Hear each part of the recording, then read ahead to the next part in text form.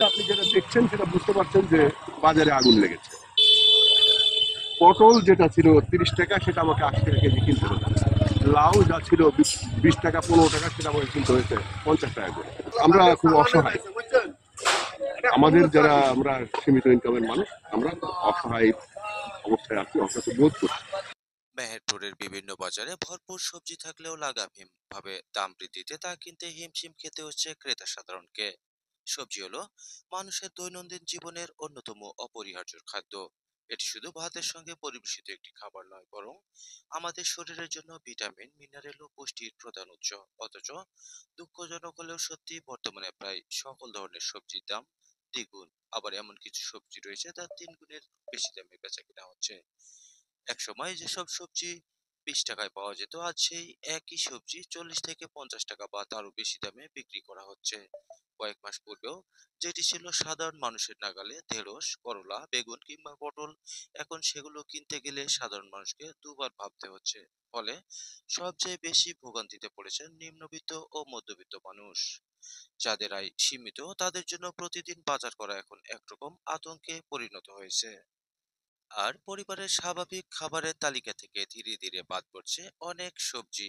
জীবনের এই প্রথম 50 টাকা কেজি পুঁই ডাঁটা কিনলাম। 15 টাকা, 20 টাকা, 25 টাকা ছিল। হ্যাঁ, এখন 50 টাকা। যেখানে নিতাম 2 কেজি, এখন 1/2 কেজি নিয়ে যাবো। কোনোভাবে জীবনযাপন করতে খাইতে। মেহেরপুরে বিভিন্ন ধরনের সবজি উৎপাদন হলেও অব্যাহত বৃষ্টিতে সবজি নষ্ট হয়ে যাওয়ায় সাতক্ষীরা, পাবনা সহ দেশের অন্যান্য জেলা থেকে সবজি আমদানি করছেন বলে জানান ব্যবসায়ীরা। তবে দাম অনেক বেশি। আগের তুলনায় এখন বেশি। তো সেই ক্ষেত্রে সবজি কিনতে বাজারে এসে কেমন লাগছে আপনার? সব কিছু একটু টেনশন অনুভব করছি। হয়তো একটা জিনিস কিনতে গিয়ে আরেকটা কিনতে দাম বেশি। মানে সবজি কিনতে গিয়ে অন্য কিছু আর কেনা যাচ্ছে হ্যাঁ, না, এই তো। সমস্যা তারপরেও কিনতে হচ্ছে। বাজার দেখলাম ওই পটলের দাম জিজ্ঞাসা করলাম, এর আগে 20-30 টাকা যে পটল ছিল, পটল আজ 70-80 টাকা বেশি। বাজার চড়া আর কি, সবজির বাজার।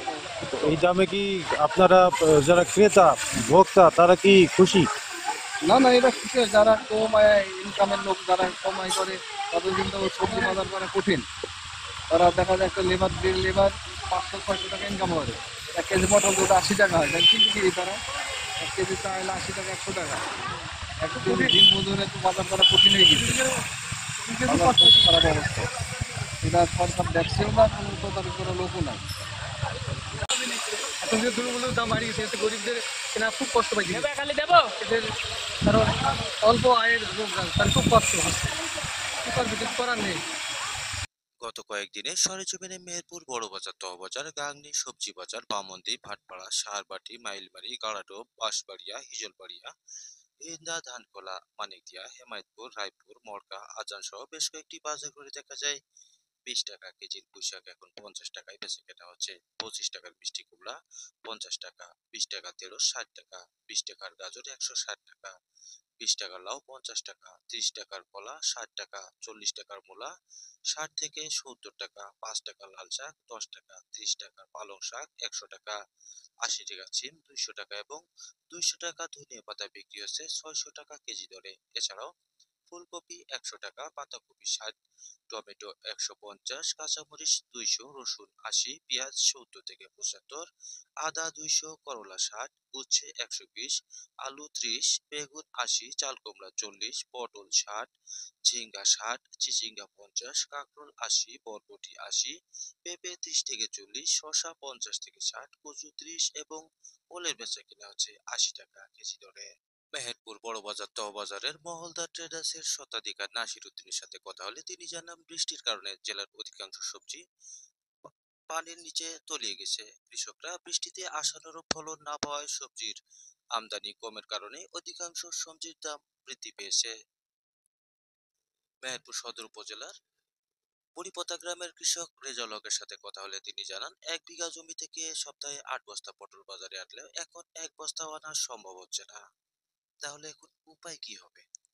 সরকারের উচিত নিয়মিত বাজার মনিটরিং করা। প্রশাসন ও ভোক্তা অধিকার সংরক্ষণ অধিদপ্তরের উচিত একসাথে কাজ করে নিত্য প্রয়োজনীয় জিনিসের দাম নিয়ন্ত্রণ আনা। পাইকারি ও খুচরা পর্যায়ে সমন্বয় নিশ্চিত করতে হবে। যদি কৃষক ন্যায্য মূল্য না পান অথচ ভোক্তাকে দ্বিগুণ দাম দিতে হয়, তাহলে স্পষ্ট বোঝা যায় মধ্যস্থভোগীরাই লাভবান হচ্ছে। যারা অতিরিক্ত মুনাফা করছে তাদের বিরুদ্ধেও কঠোর ব্যবস্থা নিতে হবে।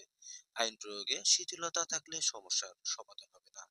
দীর্ঘমেয়াদে আমাদের কৃষি উৎপাদন বাড়ানো, সংরক্ষণ ব্যবস্থা উন্নত করা এবং সরাসরি কৃষক থেকে ভোক্তার কাছে পণ্য পৌঁছে দেওয়ার ব্যবস্থা করা জরুরি। তো তারাই বলতে পারেন যে কিভাবে তারা নিয়ন্ত্রণ করবে।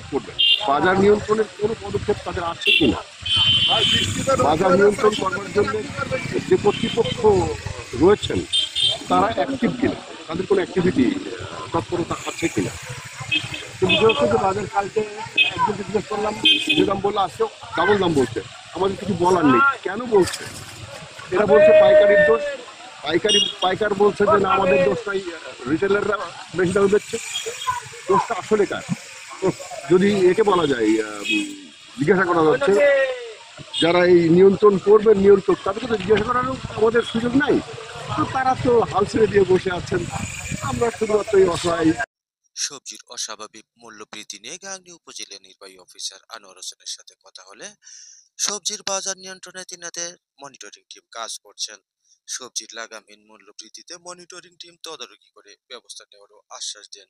তো বন্ধুরা, আজ এ পর্যন্তই। আবার অন্য কোথাও ভিন্ন বিষয় নিয়ে হাজির হব। সে পর্যন্ত বিদায় নিচ্ছি আমি, মাজিদ আল মামুন। সকলে ভালো থাকবেন, সুস্থ থাকবেন, নিরাপদে থাকবেন। আল্লাহ হাফিজ।